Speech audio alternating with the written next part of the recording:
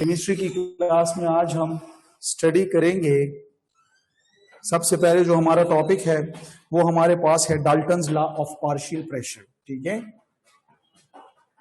Dalton's law of partial pressure. ठीक है, तो Dalton's law of partial pressure में आज हम क्या चीजें पढ़ेंगे। सबसे पहले Dalton's law of partial pressure में हम पढ़ेंगे कि ये हमें क्या कहते हैं। लेट से अगर हमारे पास एक कंटेनर हो, लेट से हमारे पास यहाँ पे एक कंटेनर है, इस कंटेनर में हमारे पास एक गैस है ए, दूसरी गैस है बी और तीसरी गैस है सी। ठीक है, तो ए के जो है तो यहाँ पे अपने पार्टिकल्स होंगे ए गैस के, इस तरह बी गैस के अपने पार्टिकल्स होते हैं और सी गैस के अपने पार्टिकल्स होंगे। ठीक है, अभी क्या होगा यहाँ पे ये जो हमने लिया है तो इसको हम कहते हैं गैसियस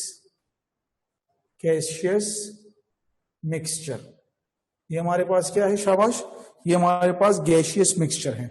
और ये गैसियस मिक्सचर हमारे पास कौन सा है, इसको हम कहते हैं इनर्ट गैसियस मिक्सचर। ठीक है, और इसके लिए एक दूसरा टर्म यूज होता है और वो दूसरा टर्म है नॉन रिएक्टिंग गैसियस मिक्सचर। ठीक है, यानी ये जो मिक्सचर, ये जो गैसेस हैं, ये आप इसमें रिएक्शन नहीं करते। तो डाल्टन्स लॉ आपके पास एक एमसीक्यूज पॉइंट भी आ गया है कि डाल्टन्स लॉ जो है तो वो एप्लीकेबल है।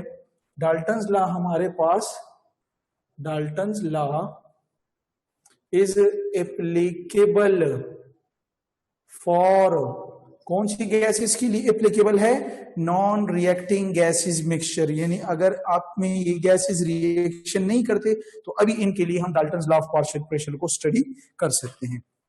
जैसे कि आप जानते हैं कि ए है तो ए के मॉलिक्यूल जो है तो यहाँ पे प्रेशर एक्सर्ट करेंगे, जिसको हम नाम देते हैं कि ये मेरे पास प्रेशर हुआ पी ए का। Is it clear? इस तरह जब पी बी को हम देखते हैं तो बी के मॉलिक्यूल यहाँ पे प्रेशर एक्सर्ट करते हैं, जिसको हम कहते हैं पी बी। इस तरह सी के पार्टिकल यहाँ पे प्रेशर एक्सर्ट करते हैं, जिसको हम कहते हैं P C. Is it clear? तो ये एज अ होल हमारे पास क्या हुआ, ये एक गैस जो प्रेशर लगाती है तो इसको हम कहते हैं पार्शियल प्रेशर। इसको हम क्या कहते हैं, पार्शियल प्रेशर। तो पार्शियल प्रेशर की डेफिनेशन ये हुई कि जब नॉन रिएक्टिंग गैसियस मिक्सचर में एक गैस का जो प्रेशर होता है उसको हम पार्शियल प्रेशर कहते हैं। ठीक है, तो यहाँ पे हम टर्म लिख लेंगे पार्शियल प्रेशर। टर्म हमारे पास होगा पार्शियल प्रेशर। तो पार्शियल प्रेशर की डेफिनेशन क्या हो जाएगी कि the pressure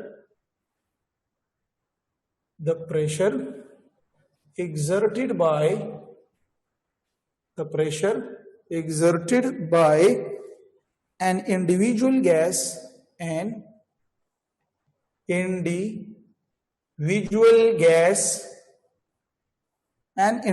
gas in a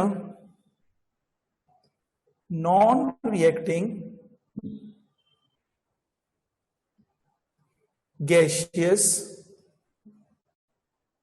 mixture is called partial pressure।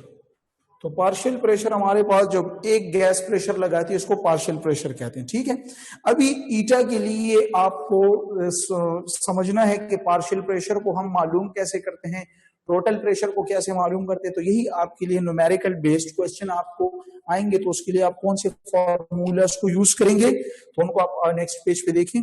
तो यहाँ पे हमारे पास कुछ है शॉर्ट कट्स, हमारे पास कुछ शॉर्टकट्स हैं। तो पहला जो शॉर्टकट है तो वो है find total pressure. Find total pressure, यानी जब आपको टोटल प्रेशर फाइंड करना हो तो उसके लिए आप कौन से शॉर्टकट को या फॉर्मूला को यूज करेंगे। तो ये है कि PT is equal to partial pressure of A plus partial pressure of B plus partial pressure of C and so on. Is it clear? इस फॉर्मूला के तहत जो है तो आप क्या कर सकते हैं, आप टोटल प्रेशर जो है तो मालूम कर सकते हैं, जो कि आपके बुक में ये गिवन भी है, आप डाल्टन्स लॉ के टॉपिक में देख सकते हैं। इस तरह यहाँ पे दूसरा मेरे पास है क्वेश्चन है कि find partial pressure, find partial pressure. यहाँ पे हमें टोटल प्रेशर फाइंड नहीं करना, बल्कि यहाँ पर हमें पार्शियल प्रेशर को फाइंड करना है, ठीक है। तो इसके लिए जो शॉर्टकट हमारे पास है, यानी लेट से मैं ए का प्रेशर मालूम करना चाहता हूँ, तो मैं लिखूंगा कि P A is equal to X A dot P T, यानी ये पी ए का प्रेशर मालूम करना है तो ये प्रोडक्ट होता है मोल फ्रैक्शन ऑफ ए का और पी टी का, तो ये हमारे पास यहाँ पे इसका शॉर्टकट है। तो फिर स्टूडेंट्स अक्सर कंफ्यूज होते हैं कि हमारे पास ये एक्स ए और किसके बराबर होता है। तो अभी अगर मैं लेट से आपके पास यहाँ पे एक कंटेनर बना लूं, एग्जाम्पल के तौर पे मैं आपको यहाँ पे एक एग्जाम्पल कर रहा हूं। इस एग्जाम्पल में अगर आप देख लें,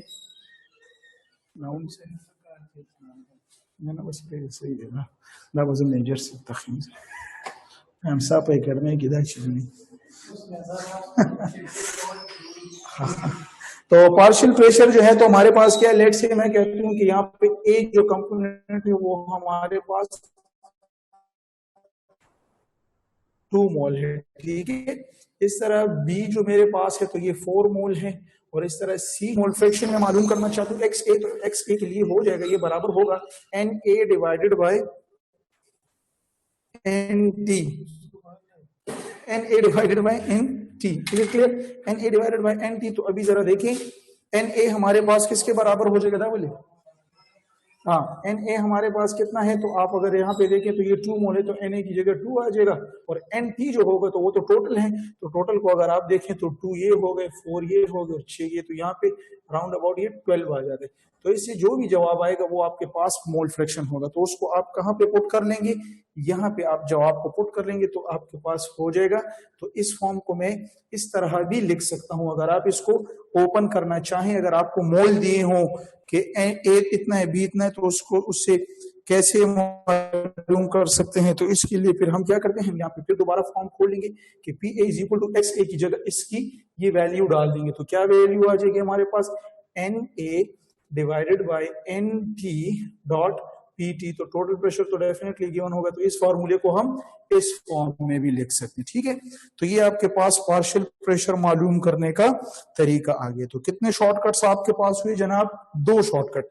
तीसरा इसमें हमारे पास एक और शॉर्टकट इन कैलकुलेशन के लिए आएगा, और वो शॉर्टकट ये है कि फाइंड जो है तो मॉइस्ट गैस का हम प्रेशर किस तरह मालूम कर सकते हैं, ठीक है। तो find partial pressure of moist gas.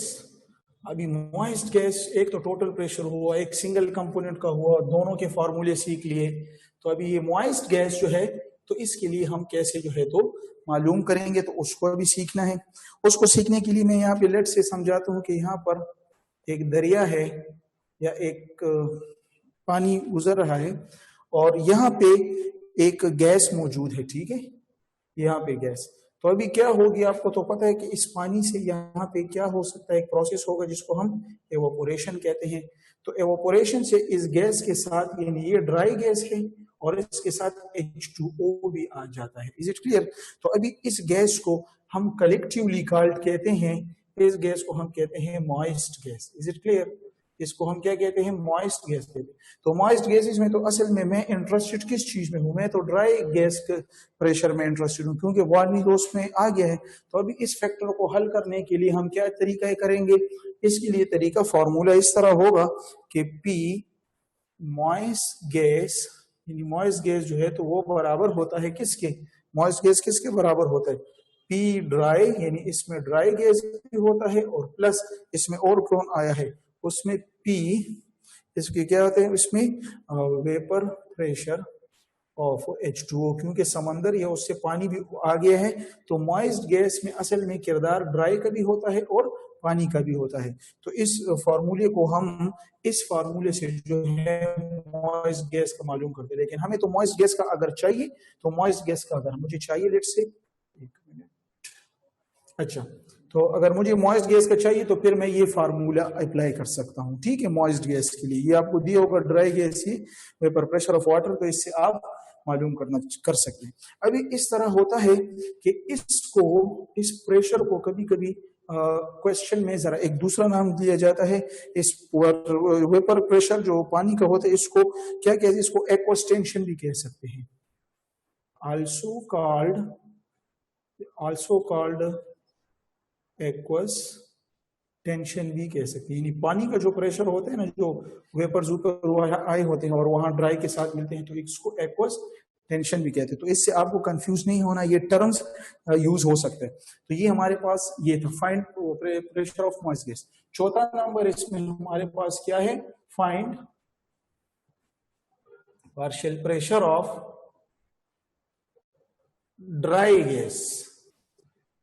तो ड्राई गैस का अभी आप किस तरह मालूम करेंगे, तो उसके लिए भी आपको किसी टेंशन की जरूरत नहीं है। आप ऐसे करेंगे कि ये जो ड्राई गैस है, तो ड्राई गैस में आप क्या करेंगे, ड्राई गैस इसी इक्वेशन को यूज करें। तो हमारे पास नॉर्मली फार्मूला क्या है, शाबाश, नॉर्मली फार्मूला हमारे पास है P moist gas is equal to P dry gas plus P aqueous tension. यानी एक्वस टेंशन भी इसको कह सकते हैं, वेपर प्रेशर। तो अभी आपको क्या मालूम करना है, अभी आपको क्या चीज मालूम करनी है, अभी तो आप इंटरेस्टेड इसमें होना, तो इस वैल्यू को इधर पे ले आओ। और तो हमारे पास ये फॉर्म कैसे हो जाएगा, P dry gas is equal to, ये अपनी ही जगह रहा है, P मॉइस्ट गैस, और ये आया है तो ये minus P aqueous tension. Is it clear. तो ये आपके साथ P ड्राई गैस का जो है तो फॉर्मूला आ गया। तो ये आपके पास 4 फॉर्म्स में मौजूद हैं। बीच में मैं आपको एक MCQ ज्यादा करता हूं जिससे आपके कॉन्सेप्ट। तो इस फॉर्म्स पे कौन समझ गए, हाथ उठाएं, शाबाश, रेज योर हैंड जो इस बातों पे समझ गया है, रेज योर हैंड्स, ठीक है। तो ये आपके पास जब Dalton's law of partial pressure होगा तो उससे कम से कम आप इस तरह करें कि ये जो मैंने फॉर्मूलाज आपको बता दिए इंशाल्लाह यहां से आएगा आपके पास। क्लियर है। एक पांचवा फॉर्म भी लिख लें, एक पांचवी फॉर्म भी लिख लें, और पांचवा फॉर्म जो है तो परसेंटेज से जो है तो फाइंड करना होता है, ठीक है, परसेंटेज से। तो परसेंटेज से तो फाइंड, चले मैं इसे लिख दूंगा, इस तरह लिख लूंगा कि find partial pressure from percentage, ठीक है। तो परसेंटेज से जो है तो आप कैसे फाइंड कर सकते हैं, इसके लिए आप यहां पे देख लें। इसके लिए हमारे पास फार्मूला हो जाएगा पार्शियल प्रेशर ऑफ ए लेट से, तो उसका जो परसेंटेज होता है और मल्टीप्लाई टोटल प्रेशर, ठीक है। तो ये फार्मूला जो आपके बुक में एक न्यूमेरिकल भी इस पे हुए, तो इस तरह के क्वेश्चन आपको इन 5 फॉर्म्स से आ सकते हैं, ठीक है। अभी यहाँ पे मैं लेट से एक क्वेश्चन अदा करता हूं, आप जो है तो उसको नोट करें। एक MCQs मेरे पास है, एक MCQs मेरे पास है कि which gas not collected over water, which gas is not collected over water, कौन सी गैस पानी के ऊपर कलेक्ट नहीं हो सकती, A H2, B O2, C N2, D NH3। तो अगर आप देखें तो हमारे पास कौन सा ऑप्शन आएगा, NH3, क्योंकि NH3 में यहाँ पे लोन पेयर है और आपको रिएक्शन का पता है, क्योंकि यहाँ पर अगर NH3 को डाला जाए पानी में, यानी पानी के साथ, तो वो पानी के साथ रिएक्शन करके क्या बनाता है, ये एक हाइड्रोजन रिलीज करते हैं जिससे NH4OH जो है तो बन जाता है। तो इसको हम इस फॉर्म में, यानी ये कलेक्ट नहीं हो सकता। ये अक्सर क्वेश्चन अक्सर प्रैक्टिस बुक्स में देखा गया है, तो ये क्वेश्चन देख लें। इसके साथ एक और क्वेश्चन है हमारे पास, और ये जो क्वेश्चन है तो ये हमारे पास 2016 में आया हुआ है, और क्वेश्चन हमारे पास है कि अ flask contain flask contain 6 gram of hydrogen and 64 gram of oxygen. ठीक है, oxygen at RTP room temperature पे। तो the partial pressure of hydrogen is, ठीक है, पार्शियल प्रेशर ऑफ हाइड्रोजन हमारे पास कौन सा है, 2/3P। बी हमारे पास है 3/5P। सी हमारे पास है 2/5P और बी हमारे पास है 1/3P। ठीक है, तो अभी जरा देखिए यहाँ पे, तो इसकी सोल्यूशन तो बहुत इजी है। क्या कर रहे हैं, देखिए यहाँ पे हमें ग्राम में दिया है और यहाँ पे भी हमें ग्राम में दिया, तो हमें किस में कन्वर्ट करना है, हमें तो मोल में जाना है ना। मोल में कन्वर्ट, तो पहले हाइड्रोजन को देखो तो मोल में कन्वर्ट को, तो इसका formula mass in gram divided by molar mass in gram 6 है, मोलर मास 2 है, तो ये हमारे पास 3 मोल हुए। ठीक है, इस तरह ऑक्सीजन को अगर हम देखो तो मास इन ग्राम बाय मोलर मास तो कितना है हमारे पास 64 है डिवाइडेड बाय 32, तो ये हमारे पास 32 दूनी 24। ठीक है, तो ये 2 मोल। Is it clear? तो अभी हमें जो है तो फाइंड क्या करना है, partial pressure of hydrogen find करना है। तो हाइड्रोजन के फाइंड करने का क्या तरीका, फॉर्मूला इसका होगा x of hydrogen into total pressure. ठीक है, तो x ऑफ हाइड्रोजन तो आपको मैंने खोला है कि n of hydrogen divided by total mole dot p, याद है ना, टोटल प्रेशर तो इज इक्वल टू, तो हाइड्रोजन के मोल्स कितने हमारे पास, ये देखिए 3 आए ना, तो इसकी जगह आ जाएगा 3, टोटल मोल कितने 3 और 2 5 हुए, तो 3/5p। तो हमारे पास जो एग्जैक्ट ऑप्शन है वो हुआ बी ऑप्शन। जो इस पे समझ गए हाथ उठाएं, शाबाश, रेज योर हैंड्स। ये देखिए जो मैंने फार्मूलाज बताए आपको, 5 या 6 जो भी फार्मूलाज बताए हैं, इंशाल्लाह उन फार्मूलाज पे आपके क्वेश्चन निकलेंगे। और ये उसका एक एग्जाम्पल एमसीक्यूज 2016 में ये क्वेश्चन आ चुका है। तो अगर आपको ये ग्राम की जगह मोल मिली हो तो फिर तो फिर आपके पास बहुत ही अच्छा होगा, वो तो फिर डायरेक्ट इस एक स्टेप की करने की जरूरत भी नहीं है। ठीक है, तो इस तरह बहुत अच्छे एग्जाम्पल मेरे पास एमसीक्यूज और भी हैं, लेकिन बस आपको जो मैंने शॉर्ट ट्रिक्स बता दी उनको आप यूज में लाएं, प्रैक्टिस करें प्रैक्टिस बुक से, तो इंशाल्लाह आपके सारे क्वेश्चन सॉल्व होंगे। ठीक है, तो ये हमारे पास Dalton's law of partial pressure था। नेक्स्ट जो है तो हमारे पास जो टॉपिक है वो है Graham's law. Graham's law, is it clear? हमारे पास है ग्राहम्स लॉ। तो ग्राहम्स लॉ हम यहाँ पे डिस्कस करते हैं। इसमें हमारे पास खैर जो टॉपिक है हम जरा मिक्सअप कर रहे हैं, कोई ऐसी बात नहीं है। आप जो है तो वहां पे देखें और वहां से जो है तो क्वेश्चन को जो है तो आप निकालें। ठीक है,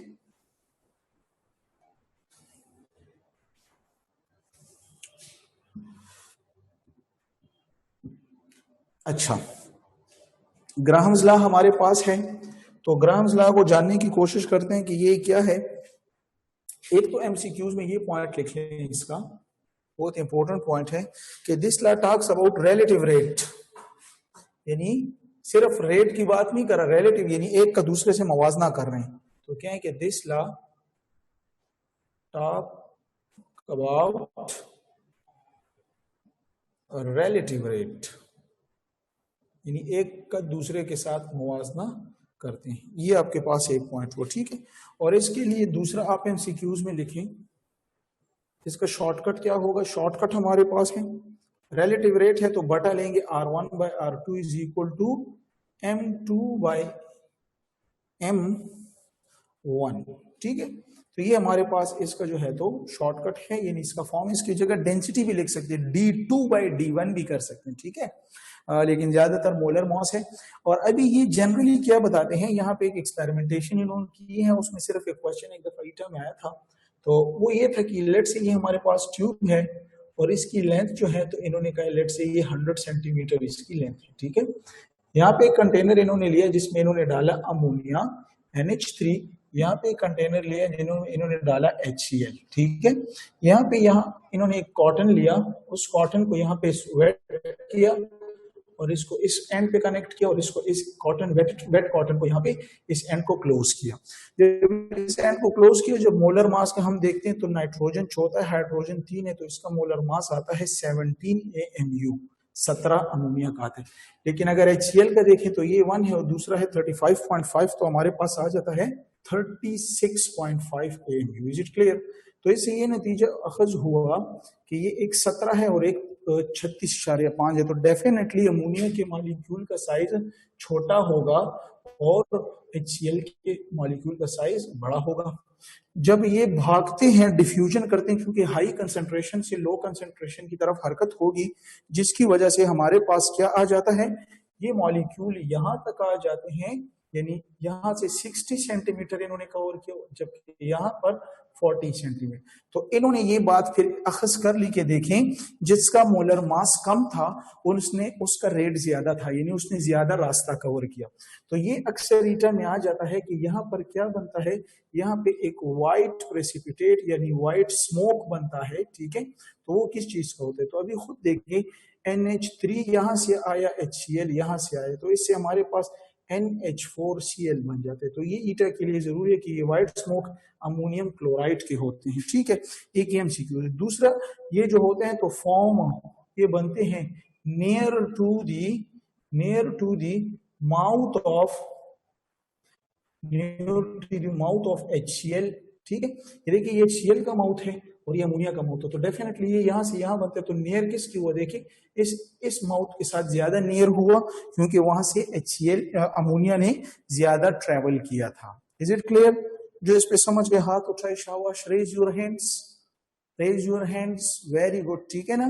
तो ये आपके पास एक्सपेरिमेंटेशन और 2 MCQs आ गए हैं आपके पास, कि एक जो व्हाइट स्मोक बनता है वो अमोनियम क्लोराइड के और near to the mouth of HCl बनता है, और इसका शॉर्टकट और ये रिलेटिव रेट के बारे में बातें करते हैं। अभी इसी फॉर्मूलाज को हम एक 2-3 मुख्तलिफ टेक्निक से यूज करेंगे, जिसपे MCQs अक्सर आते हैं। अभी ये प्रैक्टिस MM टेस्ट में भी अक्सर हम क्वेश्चन देते हैं और ईटा में भी आ चुके हैं। और क्वेश्चन कुछ इस तरह है, मैं आपको यहाँ पे MCQs करवा के दे रहा हूं। लेट्स से अगर मैं कहूं कि हाइड्रोजन डिफ्यूजेस,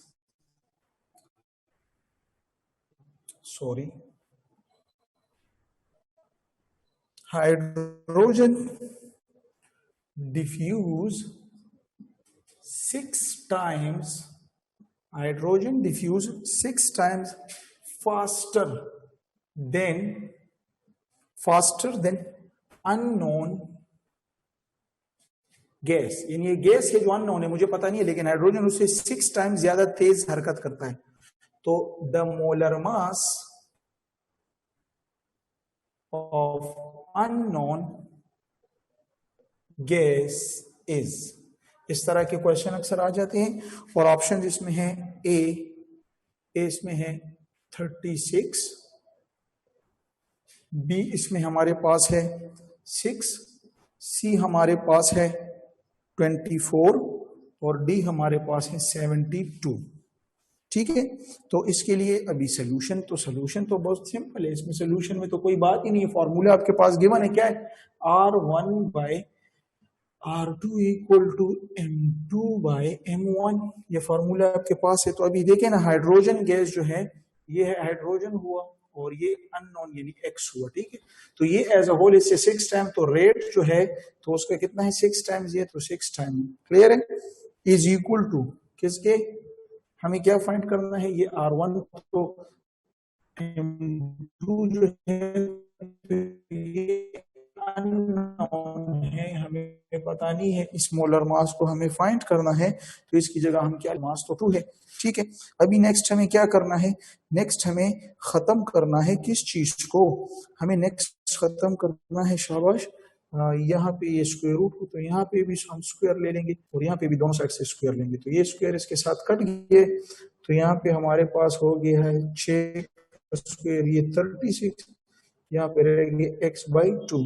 तो आपको तो x फाइंड करना है, x इधर आ जाएगा, ये इधर आ जाएगा, तो हमारे पास आ जाएगा x इज इक्वल टू 36 × 2। तो इससे हमारे पास जवाब आ जाता है 72 मोलर मास इसका होगा। तो ऑप्शन डी जो है तो ये हमारे पास करेक्ट है। तो जो इसको समझ चुका है हाथ, शाबाश, रेज योर हैंड्स, शाबाश, रेज योर हैंड्स, ठीक है, करेक्ट। तो ये आपके पास इस तरह के क्वेश्चन इससे आ सकते हैं, ठीक है। इसमें एक और क्वेश्चन मैं आपको करवा दूंगा, आपकी टेंशन और निकाल देंगे, ठीक है।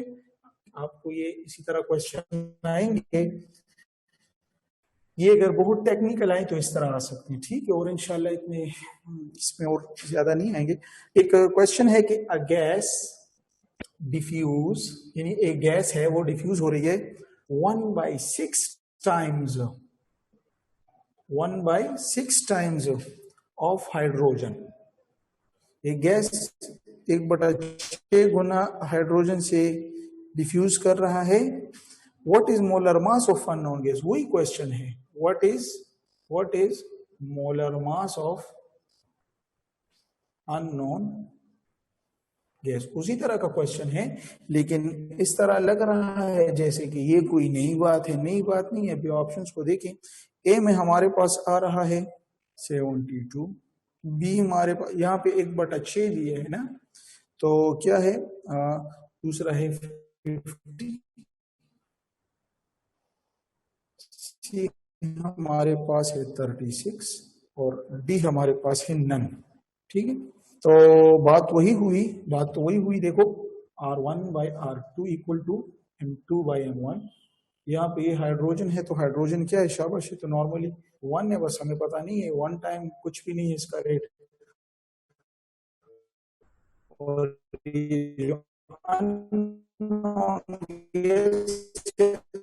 तो अभी अननोन गैस की डिफ्यूजन का कहा है कि 1/6 है, तो ये जो R2 हुआ तो ये 1/6 हुआ, इक्वल हाइड्रोजन का 2 हुआ। तो अभी 1 बटा में ये दूसरा बटा, तो ये सबसे ऊपर चला जाएगा, तो ये 6 आ जाएगा। और यहाँ पे हमारे पास यहाँ पे हमारे पास वही चीज आ जाएगी, शाबाश, क्या हो जाएगा, x/2। स्क्वायर रूट को खत्म करना है, शाबाश, स्क्वायर यहाँ भी ले, स्क्वायर कैंसिल, तो वो 36, ये x/2, x इधर, तो हमारे पास वही x = 36 × 2, तो ये भी मेरे पास इसका मोलर मास भी 72 टाइम्स ही आता है। Is it clear? तो इसमें कंफ्यूजन की बात नहीं है, वहां पे हाइड्रोजन का है तो डायरेक्ट लिख लें, लेकिन अगर अननोन गैस का टाइम्स का कहा है तो वो R2 की जगह लिखें, 1/6 टाइम्स हो या 4 टाइम्स हो या 2 टाइम हो, जो भी हो अननोन का गए तो वो इस जगह में पुट करना है, और उससे जो हमारे पास फिर वैल्यू आएगी वो आपको प्रैक्टिस करनी है, इस पे वो जवाब होगा। ठीक है, वेरी गुड। ये हमारे पास ग्राहम्स लॉ के साथ कुछ रिलेटेड बातें हुई। फिर इसमें हमारे पास नेक्स्ट आ रहा है, नेक्स्ट एक टॉपिक है जो कि हमारे पास है आइडियल गैसेस और नॉन आइडियल गैस। ठीक है, एक हमारे पास है आइडियल गैस, बहुत इंपॉर्टेंट टॉपिक है, और एक हमारे पास है नॉन आइडियल गैस। एक हमारे पास है आइडियल गैस और एक हमारे पास है नॉन आइडियल गैस। दोनों को जो है तो आपने समझना है, बहुत सिंपल है, आसान है। आइडियल गैस का दूसरा नाम है, इसको हम परफेक्ट गैस भी कह सकते हैं। ठीक है, परफेक्ट गैस भी कह सकते हैं, जबकि नॉन आइडियल का दूसरा नाम है, शाबाश, real gas. Is it clear? दूसरा नाम है रियल गैस। तो चंद बातें मैं आपको इसके साथ सिखाना चाह रहा हूं और वो आपको एक्सेप्ट कर ले, सीख ले। आइडियल गैस का पहला है कि ये obey all gas laws. Ideal gas तमाम गैस लॉस को ओबे करता है, और ब्रैकेट पे लिख लें एट ऑल कंडीशन। ये ओबे करता है एट ऑल कंडीशन, जो है तो इस पे ओबे करता है। जबकि यही बात अगर हम लिखें नॉन आइडियल के लिए, तो उसके लिए भी हम यही लिखते हैं कि ओबे ऑल गैस लॉस। ठीक है, ऑल गैस लॉस की भी लिख दें, लेकिन यहां पे लिख लेंगे नॉट एट ऑल कंडीशन। ठीक है, नॉट एट ऑल कंडीशन, ये याद रखें, हर कंडीशन पे और हर कंडीशन पे नहीं। दूसरी बात इसमें हमारे पास क्या है, ये कहता है कि PV = nRT को ये क्या करता है, ओबे करता है। लेकिन ये जो है तो PV = nRT को नॉट ओबे, हर कंडीशन पे ओबे नहीं करता। दूसरी बात, तीसरी बात इसके लिए क्या है, शाबाश, इसका जो वॉल्यूम होता है तो गैस का, तो वो क्या होता है, नेग्लिजिबल। आइडियल गैस के जो मॉलिक्यूल होता है, यानी लेट से हमारे पास एक कंटेनर है, KMT में हमने पढ़ा था कि जो गैस में जो मॉलिक्यूल ने जगह घेरी है तो वो टोटल के मुकाबले में न होने के बराबर होती है। लेकिन अगर रियल केस में मैं बात करूं तो इसका वॉल्यूम जो है तो ये नॉट नेग्लिजिबल, क्योंकि ये अभी इसकी कुछ ना कुछ हैसियत होती है। ठीक है, इस तरह नेक्स्ट हमारे पास एक बात दूसरी आ जाती है कि इसमें फोर्स ऑफ अट्रैक्शन जो होती है, एक मॉलिक्यूल है एक ये दूर होते हैं, फोर्स ऑफ अट्रैक्शन भी जो होती है तो वो क्या होती है, नेग्लिजिबल होती है, यानी न होने के बराबर होती है। जबकि अगर मैं बात करूं रियल गैसेस की तो डेफिनेटली वो रियल गैसेस हैं, उनमें फोर्स ऑफ अट्रैक्शन जो है तो नॉट नेग्लिजिबल, इनमें कुछ ना कुछ होंगी। राइट, इसमें तीसरा जो है, तीसरा इंपॉर्टेंट पॉइंट, और तीसरा तो नहीं इस तरह तो पांचवा है, लेकिन यहाँ पे तो ये लिखें कि कैन नॉट लिक्विफाई। याद रखें, आइडियल गैस को हम लिक्विफाई नहीं कर सकते, लेकिन रियल गैस जो है तो कैन, सॉरी इसके लिख लें, कैन बी लिक्विफाइड, ये लिक्विफाइड हो सकते हैं। ठीक है, दूसरी इंपॉर्टेंट बात कि आइडियल गैसेस हैं तो इसके लिए Z की जो वैल्यू होती है, कंप्रेसिबिलिटी फैक्टर है तो वो 1 के बराबर होगी। ठीक है, जबकि इसके लिए Z की वैल्यू जो होगी तो वो क्या होगी, इसके लिए Z की वैल्यू 1 के बराबर नहीं होगी। ठीक है ना, या दो कंडीशन यहाँ हो सकते हैं, या Z से जो है तो कम होगी 1 से, और या Z की वैल्यू ग्रेटर होगी 1 से। तो ये दो केसेस इसमें आ सकते हैं रियल गैसेस के लिए, या नॉन आइडियल के लिए Z की वैल्यू या Z से कम होगी या Z से ज्यादा होगी। इक्वल नहीं हो, कुछ हद तक इक्वल होती हैं, आइडियल बिहेवियर शो करते हैं लेकिन फिर डिविएशन शो कर देते हैं। ठीक है, तो ये हमारे पास आइडियल और नॉन आइडियल के बारे में ये 6 MCQs अगर हैं तो आपका कॉन्सेप्ट जो है तो इस पे बन गया। ठीक है, बहुत इंपॉर्टेंट बात है ये, इस बात को आपने याद रखना है कि ये क्या कहता है। ठीक है, अस्सलाम वालेकुम सर। वालेकुम सलाम जी।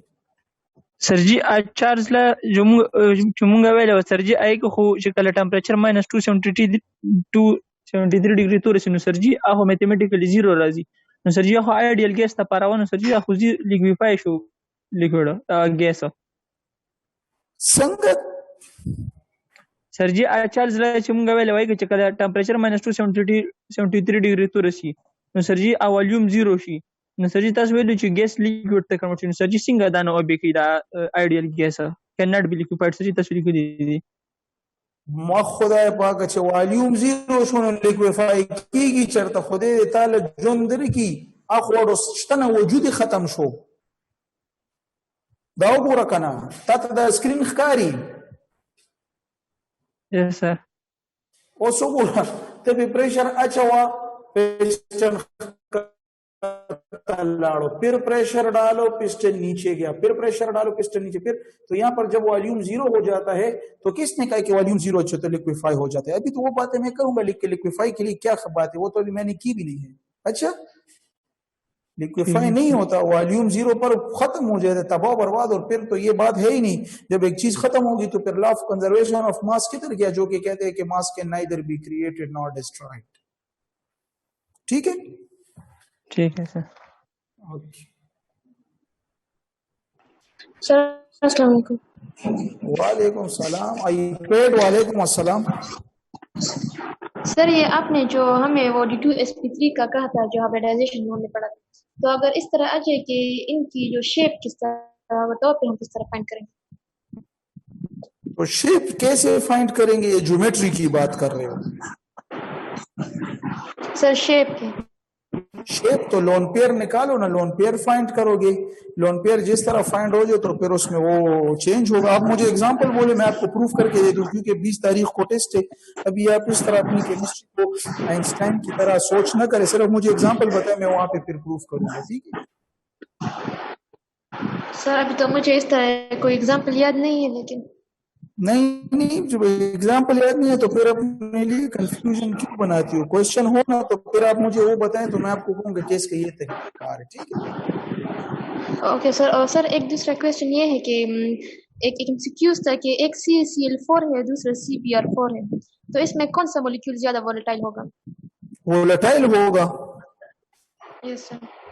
तो ये वोलेटिलिटी जो है तो वो तो इंटरमॉलिक्यूलर अट्रैक्टिव फोर्स को देखे ना, जिनके दरमियान इंटरमॉलिक्यूलर अट्रैक्टिव फोर्स ज्यादा होंगी तो उनकी वोलेटिलिटी कम होगी।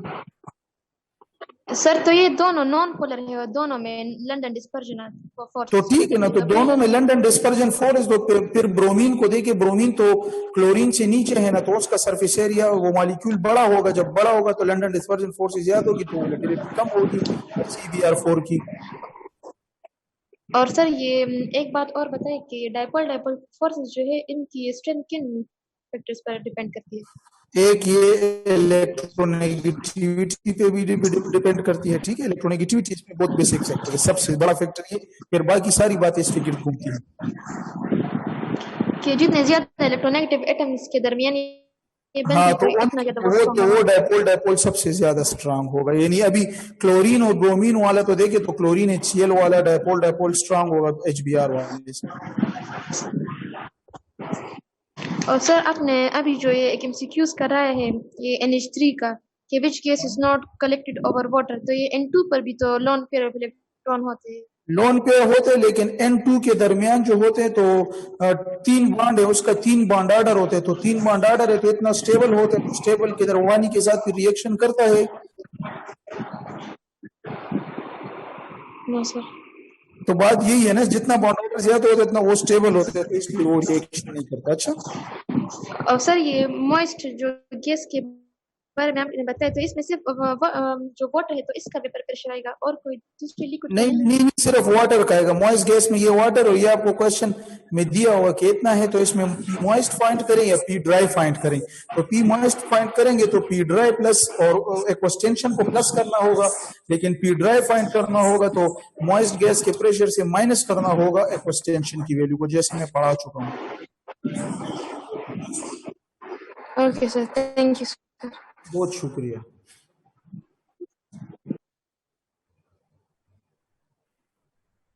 अस्सलाम वालेकुम सर। वालेकुम सलाम। सर मैंने आपसे पूछना था कि मतलब हमारी बुक में कुछ क्वेश्चंस ऐसे होते हैं ना कि हम कहते हैं ज्योमेट्री और शेप एक दूसरे से डिफरेंट है ना, लेकिन जब हम कहेंगे कि the VSEPR structure of the following compound, तो उसमें फिर हम उसकी शेप लिखेंगे या ज्योमेट्री, क्योंकि वेस्पर स्ट्रक्चर तो हमारे पास लोन पे है, लोन पे की क्या क्वेश्चन है, जरा फिर करें, क्या क्वेश्चन? क्या सर जब हमसे पूछेंगे कि what is the VSEPR structure of the following compound, for example अगर हमारे पास NH3 है तो हमें देखो, पता है कि आपको उसकी देखो अभी आपको स्ट्रक्चर नहीं दिया होता, याद रखे ना। और स्ट्रक्चर दे भी तो आप ज्योमेट्री को कंसिडर करें। अच्छा, आपको अक्सर ज्योमेट्री या शेप का कहा होगा, जो स्ट्रक्चर का कहेंगे तो मैं कह दूं कि वो तो बहुत कमकल केमिस्ट्री वाला होगा जो इस तरह क्वेश्चन देगा ना ईटा में। अवल तो जो टेक्निकल लोग होते हैं तो वो आपको अक्सर पूछेंगे कि हाँ, तो बुक में तो मैं अगर आपको गलतियां गिनवाऊं तो इतनी ज्यादा आपका दिल भर जाएगा कि ये बुक है, ये गलतियों का अंबार है। समझ गए? जी सर। हाँ, और सर वो मतलब एक ये वो जो आपने जब स्ट्रक्चर आ जाए तो ये ज्योमेट्री कंसिडर कर लिया करे। अच्छा जी, ठीक है। और सर एक एग्जांपल वो जो आपने हाइब्रिडाइजेशन का दूसरा फॉर्मूला करवाया था ना 1/2 m + v - हाँ 3 + हाँ, जी जी उसमें जी। एक एग्जांपल करवा दें जरा, कोई टाइम पे या एनाइन पे, अच्छा, कोई भी। इतने ज्यादा करो। आज का टेस्ट आपने मेरे ख्याल से फुल बुक अटेंड नहीं किया, क्योंकि अभी मैं मर्दान से आई हूँ तो फ्रेश सर स्टूडेंट आज सारे रिपीटर्स हजरात आए थे, आप मेरे ख्याल से नहीं आई थी। सर मैं अहमदाबाद से हूँ, मैं नहीं आ सकती इतना दूर। अच्छा, सॉरी। तो इस तरह है कि कल अभी एक क्वेश्चन आ जाए भी था, और मैंने वो SO4 - 2 का कहा कि उसकी हाइब्रिडाइजेशन क्या है ना, आज का वो क्वेश्चन का हिस्सा था, वो टेस्ट आज का मैंने बनाया था। तो फिर वो क्वेश्चन था, तो अभी मैं आपको वही क्वेश्चन इस टॉपिक के बाद यहीं पे मैं ये नेक्स्ट पेज पे जाऊंगा तो आपको एक क्वेश्चन। ठीक है, थैंक यू सर। जो कल टेस्ट होगा जी पूछिए। कल वाला टेस्ट होगा उसमें फिर अगले 3 चैप्टर्स होंगे ना, ये जो जी 4 5 6 होगा, 4 5 6। ये वो मैं फिर ऑनलाइन दे दूंगी ना, मैं क्वार्टर टेस्ट है। ठीक है, दे दीजिए। ओके, ठीक है, थैंक यू सर। अच्छा, तो ये हमारे पास जो है तो आइडियल और नॉन आइडियल के बारे में थोड़ी बातें हो गई हैं, ठीक है। अभी इसमें हम कंप्रेसिबिलिटी फैक्टर के बारे में पढ़ते हैं और कंप्रेसिबिलिटी फैक्टर में मतलब कौन सा पॉजिटिव नेगेटिव डिविएशन ये करेंगे। लेकिन पहले जो है तो आप लोगों की जो यहाँ पे मैं थोड़ी सी एक जगह ले लूंगा, आप लोगों की क्लास फेलो दोस्त ने पूछा है कि हाइब्रिडाइजेशन पे कोई कैटायन एनायन करो, तो ये देखो 1/2 ये M plus V minus C plus A, ठीक है। ये आपके पास एक फॉर्मूला है हाइब्रिडाइजेशन का। और यहाँ पे आज के जो टेस्ट का क्वेश्चन है मैं वही कर दूंगा। और क्वेश्चन हमारे पास है SO4-2 यानी सल्फेट आयन है, ये एक एनाइन है। और आपको कहा जाए कि इसकी हाइब्रिडाइजेशन क्या है, तो बहुत इजीली आप फाइंड कर सकते हैं। ये देखिए 1/2 अपनी जगह आ जाएगा। ये M जो है तो ये मोनोवेलेंट एटम होते हैं। मोनोवेलेंट एटम आपको पता है या हाइड्रोजन या X इनमें से कोई होगा, यानी फ्लोरीन, क्लोरीन, ब्रोमीन, आयोडीन। तो ना इसमें हाइड्रोजन है और ना हाइड्रोजन है, तो M तो बस छोड़ दें। बाकी वैलेंस जो है तो ये वैलेंस इलेक्ट्रॉन को V रिप्रेजेंट करते हैं। तो सेंट्रल एटम सल्फर हमारे पास है, तो इसमें हमारे पास वैलेंस इलेक्ट्रॉन इसके 6 होते हैं। बाकी जो है तो -C यानी केटाइन, तो केटाइन तो नहीं है, एनाइन है और एनाइन A है। और एनाइन से पहले फार्मूले में प्लस होता है, तो इसलिए ये है तो -2 लेकिन फार्मूले में यहाँ पे +2 आ जाएगा क्योंकि ऊपर के मुताबिक है। तो ये 1/2 हो जाएगा और यहाँ से 8 आ जाएगा। और 8 को जब हम 2 पे डिवाइड करते हैं तो हमारे पास 4 आता है और 4 की हाइब्रिडाइजेशन हमारे पास स्टीरिक नंबर है, तो ये हमारे पास sp3 आती है। Is it clear? अगर फिर देखें तो कोई स्टूडेंट कहेगा कि सर आपने 4 स्टीरिक नंबर में तो dsp2 भी बताया है, वो क्यों नहीं आता? रीजन ये है कि अगर आप सल्फर को देखें या ऑक्सीजन को देखें तो दोनों हमारे पास जो है तो p ब्लॉक एलिमेंट्स हैं। Is it clear? इसमें कोई d ब्लॉक एलिमेंट इन्वॉल्व नहीं है, तो इसलिए स्टीरिक नंबर 4 इस वक्त sp3 आएगा। तो अगर M1 समझ चुकी है तो रेज योर हैंड्स प्लीज। ठीक है, वेरी गुड। अभी आप इसको देख लें तो फिर आप इंशाल्लाह और भी करें तो इसको ये अपने लिए देखते जाएं, ठीक है। अभी नेक्स्ट जो है तो मैं बात कर लूंगा कंप्रेसिबिलिटी फैक्टर की, ठीक है। मैं बात करूंगा कंप्रेसिबिलिटी फैक्टर की। तो कंप्रेसिबिलिटी फैक्टर जो होता है तो उसको मैं Z से रिप्रेजेंट करता हूं, ठीक है। उसको मैं Z से रिप्रेजेंट करता हूं। और इसकी डेफिनेशन क्या होगी, इसकी डेफिनेशन को जानते हैं। मैं यहाँ पे लेट से अगर एक ग्राफ बनाऊं, आपके बुक में इस तरह एक ग्राफ सा बना होता है जिसमें इस तरह एक सीधी लाइन गई होती है और यहाँ पे लिखा है Z = 1 यानी कंप्रेसिबिलिटी 1 के बराबर होती है, ठीक है। अभी क्या होगा, इस तरह होता है कि ये लाइन जो होती है यानी ये कहां से Z आया है, तो हम कहते हैं कि PV = nRT। जब दोनों साइड को आप nRT पे डिवाइड करें तो यहाँ ये जब सेम फिगर डिवाइड होगा तो इससे एक कांस्टेंट आता है यानी PV/nRT = यहाँ से आ जाएगा Z जो कि बराबर होगा 1 के, ठीक है। तो ये हमारे पास कंप्रेसिबिलिटी फैक्टर है। अभी एक गैस है, लेट से हमारे पास यहाँ पे 2 गैसेस हैं, ये 1 ये 2। इसको मैं आइडियल गैस कहता हूँ, आइडियल गैस, और इसको मैं रियल गैस कहता हूं, ठीक है। अभी क्या होगा, ये गैस हमारे पास लिक्विफाई नहीं हो सकती, इससे पहले हमने पढ़ा है, ठीक है। ये लिक्विफाई नहीं हो सकती क्योंकि आइडियल गैस के ऊपर अब जब प्रेशर डालेंगे तो ये पिस्टन नीचे होगा, और डालेंगे तो और नीचे और नीचे और नीचे, और एक टाइम ऐसा आ जाएगा कि ये अपना वॉल्यूम क्या कर लेगा, 0 कर लेगा। तो इसी चीज को डायग्रामेटिकली देखते हैं। और ये y एक्सिस पे ये है और इसकी z एक्सिस पे यहाँ पे प्रेशर है, ठीक है। अभी देखिए मैं प्रेशर बढ़ा रहा हूँ, मैं आगे आगे जा रहा हूँ एक्स एक्सिस पे, प्रेशर में ज्यादा कर रहा हूँ। जब प्रेशर में ज्यादा कर रहा हूँ तो ये डायग्रामेटिकली भी आप देख सकते हैं, पहले यहाँ किया फिर यहाँ किया फिर यहाँ पे प्रेशर, तो ये भी इस तरह जा रहा था, लाइन बिल्कुल 1 पे जा रही थी। एक टाइम इस तरह है जब प्रेशर खूब ज्यादा हुआ तो यहाँ पे इसने अपने वॉल्यूम को 0 कर लिया। तो हम कहते हैं जो आइडियल गैस होते हैं वो इस लाइन के ऊपर बिल्कुल सीधा जाते हैं और एंड तक चाहकर इवन अपने वॉल्यूम को 0 कर लेते हैं। लेकिन रियल गैस पे जब आप प्रेशर डालेंगे तो वो अपने वॉल्यूम को कम करेगा। तो हम कहते हैं कि ये देखो इसने भी तो वही आदत शो की, देखो लाइन पे जा रहा है, फिर मैंने प्रेशर डाल दिया, फिर इसने वॉल्यूम का फिर भी उसी बात पे जा रहा था, लेकिन फिर प्रेशर और कम नहीं हो रहा था क्योंकि वो मॉलिक्यूल गैस के इतने करीब करीब आ चुके थे कि अभी वो गैस जो है किसमें कन्वर्ट हो जाती है, लिक्विड में। तो इसके लिए वॉल्यूम कभी भी जीरो के बराबर नहीं होगा। तो ये ईटा का पॉइंट है कि आइडियल गैसेस का वॉल्यूम तो जीरो हो जाता है लेकिन रियल गैसेस का वॉल्यूम जीरो नहीं होता, क्योंकि जब पार्टिकल्स बहुत करीब आते हैं तो वो गैस लिक्विफाई हो जाती है और वो वॉल्यूम जीरो नहीं करता, और लिक्विड पर और प्रेशर डाल दे तो वो वॉल्यूम कम ही नहीं करता, क्योंकि प्रेशर डालने से गैसेस की वॉल्यूम में डिक्रीज आता है, वॉल्यूम के लिक्विड के वॉल्यूम में इतना चेंज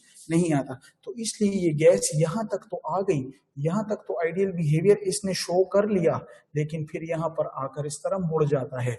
तो इस मुड़ने को हम क्या कहते हैं? इसको हम कहते हैं डिविएशन। Is it clear? मुड़ने को डिविएशन, और डिविएशन कब होती है? जब एक गैस लिक्विड में कन्वर्ट होती है तो उस लाइन पे आगे नहीं चलती, वॉल्यूम बाकी कम नहीं करता, जीरो तक नहीं पहुंचता, उसको पहुंचने से पहले पहले जो है तो तमाम गैसेस लिक्विफाई हो जाती हैं, रियल गैसेस।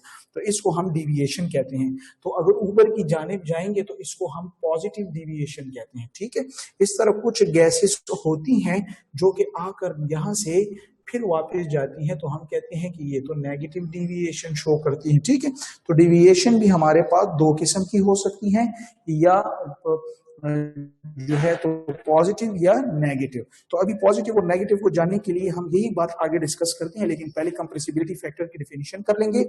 और इसकी डेफिनेशन कुछ ऐसे होगी कि द फैक्टर, यानी इस लाइन को ये कंप्रेसिबिलिटी फैक्टर का नाम दे रहे हैं। ठीक है, तो द फैक्टर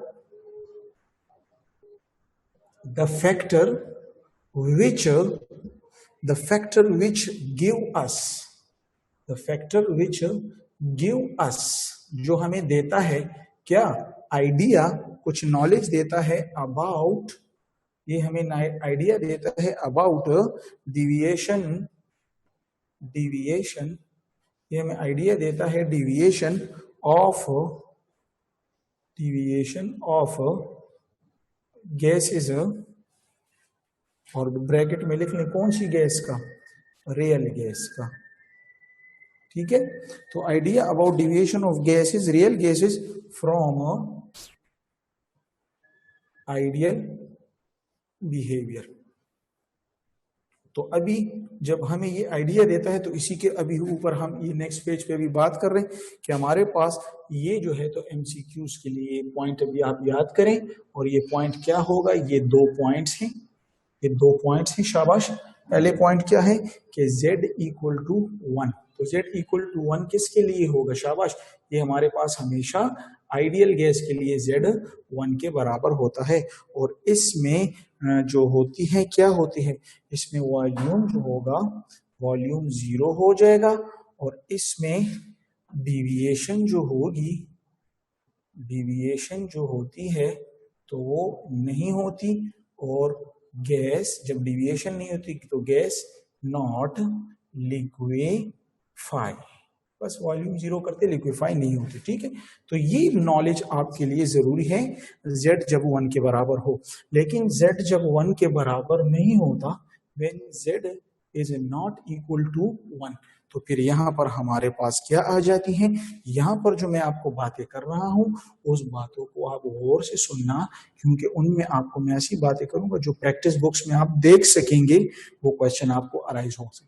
तो फिर इसमें यहाँ पर हमारे पास दो केसेस आ जाते हैं। ठीक है, एक केस हमारे पास क्या होता है? शाबाश, एक केस हमारे पास होता है कि z की वैल्यू जब 1 से ऊपर हो, 1 से ज्यादा हो, तो यहाँ पे देखे ना, ये देखो ना, z की वैल्यू ऊपर जा रही है, तो ये देखें, ये जो पॉजिटिव डिविएशन वाले होते हैं तो ये z की वैल्यू ग्रेटर होती है 1 से, लेकिन जो नेगेटिव जो नीचे आते हैं तो वो देखो z से नीचे है। तो इसलिए हम क्या कहते हैं कि z की वैल्यू जब 1 से, z की ग्रेटर हो 1 से वैल्यू, और दूसरा क्या है, z की वैल्यू जब कम होगी 1 से। Is it clear? तो z की वैल्यू जब इस तरफ होगी तो इसके लिए हम यहाँ पे क्या पॉइंट बताते हैं? इसके लिए बताते हैं कि ये हमारे पास क्या करेगा? ये हमारे पास पॉजिटिव डिविएशन करता है, ठीक है। जबकि z की वैल्यू अगर 1 से कम होगी तो अभी हमने पढ़ा है उसके लिए हम क्या कहते हैं, उसको हम नेगेटिव डिविएशन बोलते हैं। एक बात तो अपने साथ ये याद रखें। दूसरी बात ये याद रखें कि इसमें जो वॉल्यूम होगा तो वो ग्रेटर होगा आइडियल से, यानी 22.4 से। ये ईटा में बहुत ज्यादा आया है पूछते हैं, जबकि इसमें हमारे पास वॉल्यूम लेस होगा 22.4 से। आइडियल से रियल वॉल्यूम कम होगा। इसमें जो होती हैं हमारे पास कौन सी फोर्सेस ज्यादा होती हैं, इनमें हमारे पास रिपल्सिव फोर्सेस जो होती हैं तो वो ग्रेटर होती हैं, ठीक है। इस तरह यहाँ पे हमारे पास अगर तीसरे केस में देखें तो यहाँ हमारे पास अट्रैक्टिव फोर्सेस जो हैं तो ये हमारे पास क्या होती हैं, शाबाश, ग्रेटर होती हैं। एक ये पॉइंट याद रखें। अगला पॉइंट क्या याद रखें, शाबाश, ये हमारे पास क्या होती हैं, ये हमारे पास एक्सपेंड होती हैं, फैल जाती हैं, क्योंकि रिपल्सिव फोर्सेस होती हैं तो गैस फैलती है, जबकि अट्रैक्टिव फोर्स होती है तो ये हमारे पास कंट्रैक्शन करती है ये गैस इनका, इसलिए वॉल्यूम जो है तो कम होता है। जबकि इनका वॉल्यूम ज्यादा है तो क्योंकि इसका रिपल्सिव फोर्स, ये जो वॉल्यूम वाले पॉइंट पे अगर आप नहीं समझे तो इसमें ये कॉन्सेप्ट इन्वॉल्व है, ठीक है। और इस तरह इसमें एक नया पॉइंट आखिर में लिख लें यहाँ पे। नेक्स्ट पॉइंट ये होगा कि ये मोर कंप्रेसिबल होंगी, क्योंकि एक्सपेंड हुई है, खाली जगह ज्यादा है तो ये मोर कंप्रेसिबल है। Is it clear? ये मोर कंप्रेसिबल है हमारे पास। जबकि अगर हम यहाँ पे देखें तो ये हमारे पास क्या होंगी, शाबाश, लेस कंप्रेसिबल, क्योंकि वॉल्यूम कम है तो बाकी कंप्रेसिव नहीं हो सकती।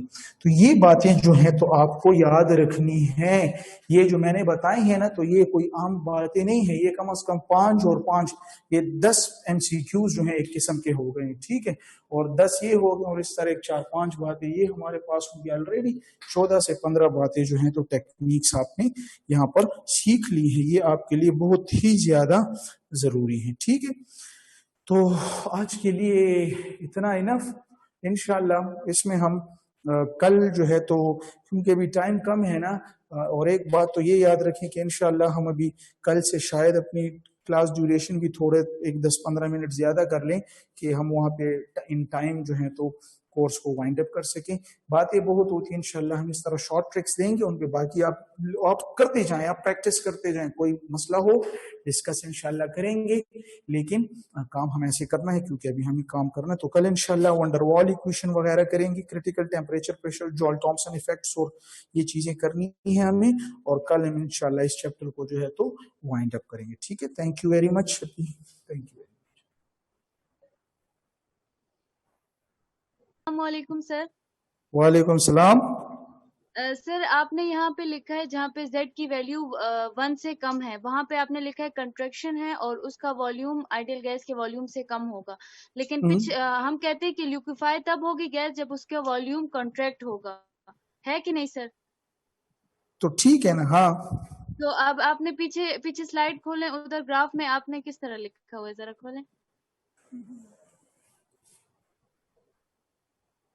जी सर यहाँ पे ग्राफ में देखिए जो पॉजिटिव जा रहा है वो वहां पे जाके लिक्विफाई होता है, हालांकि जो कॉन्ट्रैक्ट हो रहा ये है वो देखो ना, नीचे मैं ये देखो ना, मेरी बात को सुनो जरा, ये बात सुनो। ये पॉजिटिव डिविएशन जो करते हैं तो ये वो वाली गैसेस होती हैं जिनका मोलर मास कम होता है, और इसमें सिर्फ 2 ही गैसेस आपके बुक में हाइड्रोजन और हीलियम है, ठीक है ना। तो इसलिए वो छोटी गैसेस होती हैं, उनको लिक्विफाई करने के लिए उनका तो सरफेस एरिया कम होता है, तो वो ज्यादा प्रेशर चाहिए, पिस्टन को बहुत नीचे तक ले जाना पड़ेगा। तो इसलिए ये देखें, अगर मैं प्रेशर के साथ इसको कंपेयर करूं तो इस पे बहुत हाई प्रेशर पे ये कंप्रेस हुई है। Is it clear? Yes sir. लेकिन ये जो नेगेटिव वाली है, ये देखो, ये बस यहीं से ही लिक्विफाई हो गई है। ये देखिए यहीं से स्टार्ट में आके लिक्विफाई, तो इसका मतलब इसके ऊपर कम प्रेशर चाहिए। वजह ये होती है कि नेगेटिव वाली का जो मोलर मास होता है तो वो क्या होता है, वो ज्यादा होता है। तो इसमें अगर आप बुक में देखो तो कार्बन डाइऑक्साइड है, अमोनिया है, तो ये गैसेस जल्दी लिक्विफाई होती है थोड़े से प्रेशर पे, क्योंकि सरफेस एरिया होता है, पिस्टन थोड़ा नीचे होता है, तो वो करीब करीब आए होते हैं और लिक्विफाई हो गई होती है, ठीक है। Okay sir, thank you so much sir. Okay, you welcome.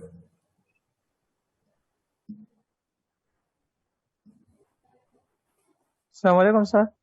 वालेकुम सलाम। सर जी स्लाइड थोड़ा सा फॉरवर्ड करें। क्या करें? फॉरवर्ड करें सर जी, नेक्स्ट पेज 11 पेज। अच्छा जी, सर जी आपने लिखा है आइडियल गैस के लिए वॉल्यूम जब 0 होगा सर जी, तो फिर Z की वैल्यू भी 0 आएगी सर जी, PV divide by NRT sir जी, और वॉल्यूम 0 होता है inverting multiply by 0 equal to 0।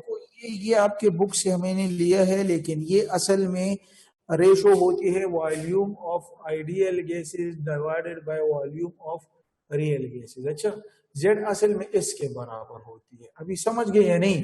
लेकिन ये फैक्टर में फिर अगर इसमें जब मैं कंप्रेसिबिलिटी पे जाऊंगा तो इसमें बहुत ज्यादा नॉलेज पड़ी है, उसमें फिर हम जाएंगे तो फिर इसमें अब एक दूसरी तरफ टॉपिक डाइवर्ट हो जाएगा। तो इसलिए मैं आपको सिर्फ वो पॉइंट बता रहा हूँ, क्योंकि अभी तो आपके पास 20 सितंबर तक टाइम है ना।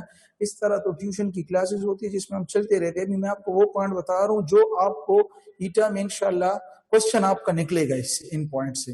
तो इसलिए यहाँ पे बस अभी हम वो सिंपल मैं कह रहा हूँ कि ये Z है और इसके लिए वॉल्यूम जो होता है तो ये 0 होता है, ठीक है। और यहाँ पर वॉल्यूम जो होता है 0, आप कह रहे हैं कि 1 के बराबर होता है, Z 1 के बराबर ही होता है। तो इस पे अगर आप इस इक्वेशन पे फिर बहस करेंगे ना तो फिर बात ये वाली बात आपको मोर प्रूफ होगी, लेकिन ये अभी टाइम नहीं है ना, इसलिए। और बात नहीं है, अगर आप कहते हैं तो कल इंशाल्लाह मैं जैसे आऊंगा मैं इस पर टॉपिक शुरू करूंगा। लेकिन फिर ये नहीं कहना कि सर हमारा कोर्सेस खत्म नहीं हुआ, टीचर्स जो है तो स्लो में पढ़ाए ना, तो फिर ये गिले फिर आखिर में मुझे पता है होंगे। हम खत्म नहीं भी करें तब भी हम बदनाम होंगे, और करें भी नहीं, एक्सप्लेनेशन भी ना दे तो फिर भी। तो बस आप जरा ये मान लेना बस कि ये है इस तरह। खैर 20 तारीख तक मान, अल्लाह आपको क्लियर करे। अगर रिपीटर में हुए तो इंशाल्लाह वहां पे फिर बहुत एक्सप्लेनेशन होगी। अल्लाह पहले आपको पास करो, ठीक है? ठीक है सर, थैंक यू। देखिए लेकिन खबर है मेहरबानी।